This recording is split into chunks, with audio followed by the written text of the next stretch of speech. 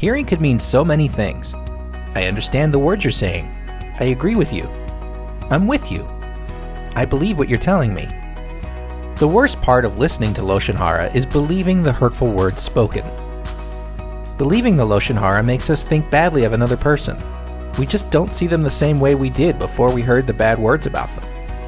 How we think about another person is called an impression. Have you ever taken a piece of clay and stamped a design in it? If you quickly mix the dough, the design of the stamp or the impression of the design gets messed up and is lost. But if you wait for the dough that has been stamped to dry, what happens? The impression of the stamped design lasts for a long time, maybe even forever, especially if you bake the clay and polish it. Our minds are like a piece of clay. When we hear information about another, we need to be careful not to let an impression of the person being spoken about set in.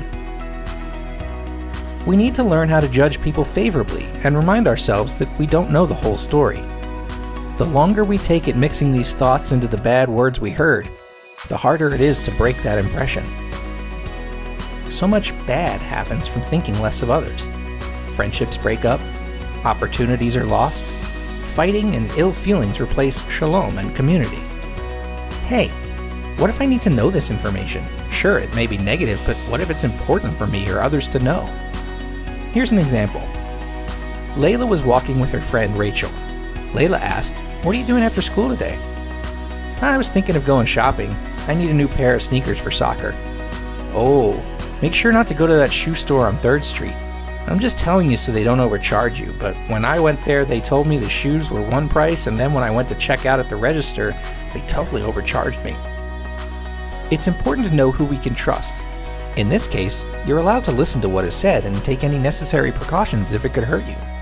But at the same time, even as I am listening to what is said as a precaution, I shouldn't automatically believe that it's true and treat that person poorly as a result. This rule means that I'm allowed to know what is being said and to be careful, but I can't always believe that the report is true, or let it change my opinion of that person, unless I know the information to be true from first-hand knowledge. Daily to-do.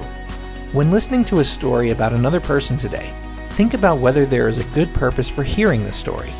If there is no reason to listen, don't. And if there is a purposeful reason to listen, then do.